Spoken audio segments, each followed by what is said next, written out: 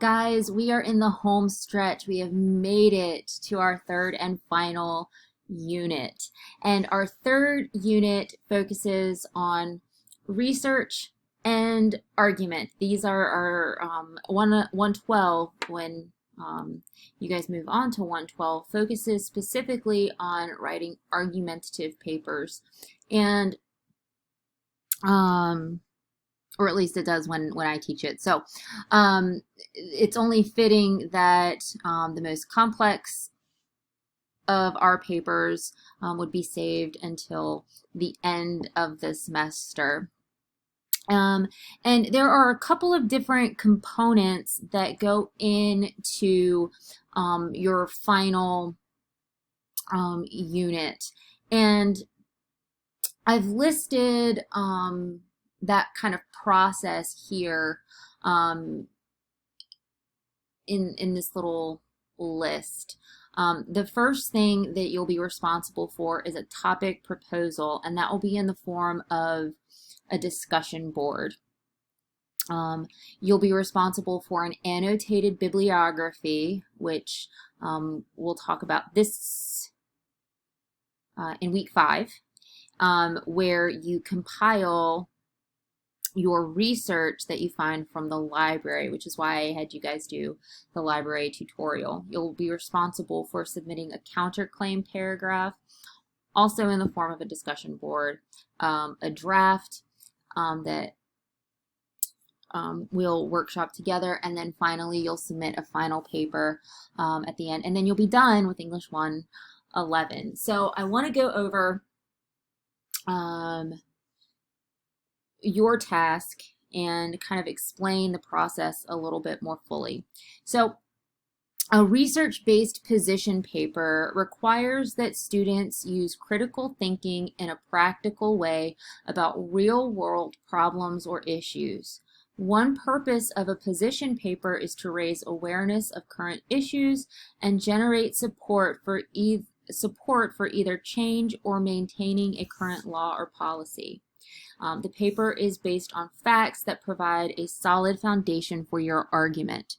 So your task is to create an argument, to take a position on a controversial issue and craft an argument around your position or argue that an issue exists. So you can choose from a plethora of topics.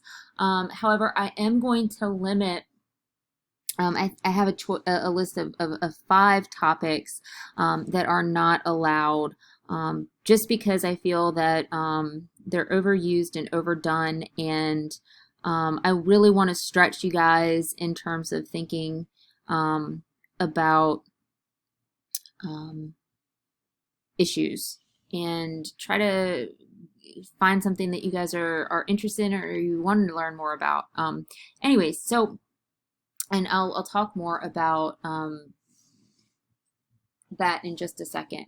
But in order to create an effective argument, you'll have to use evidence to support your claim, which is your research. Validate your position with authoritative references or primary source quotations, again, your references. Examine the strengths and weaknesses of your position, summarize arguments from the opposition, concede points, offer rebuttals and counterclaims, which is the counterclaim part of your essay, and then evaluate solutions or suggest a course of action. You'll want to make sure that you choose an issue where there is potentially a clear division or a clear problem present that you're able to argue.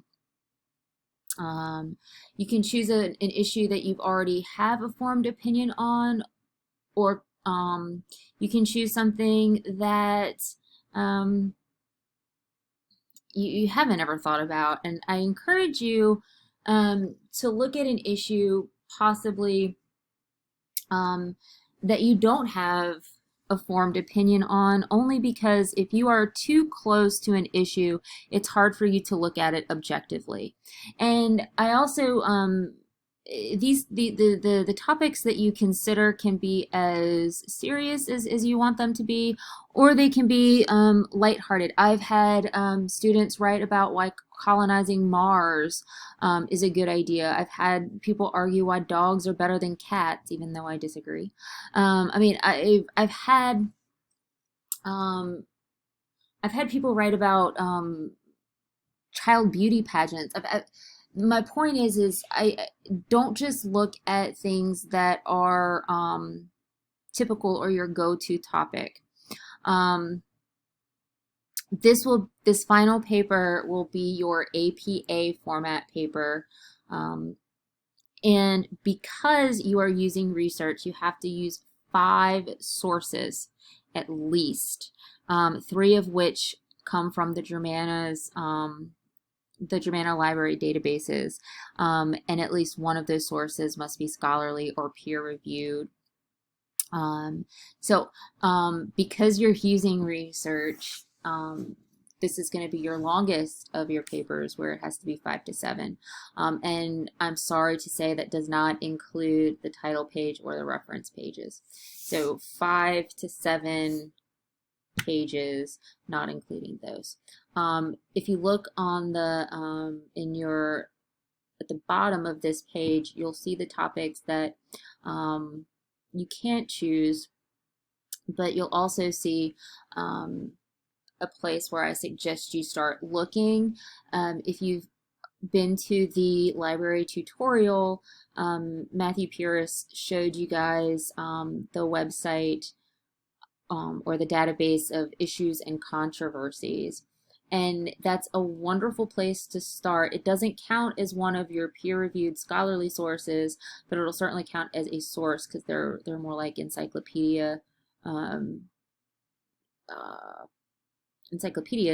But it's a great place to start, especially if you don't know what you want to write about. So take a look at that. Your first part of this assignment is to propose your topic proposal. So as soon as you come up with a topic, the sooner you come up with a topic, the better. Or if you want to run an idea by me, please let me know. I'll be happy to help. So this is what kind of a general forecast of the rest of the semester is going to look like. So let me know if you have any questions, comments, concerns, and I'm really excited to see what kind of topics and issues you guys come up with and the arguments that you make.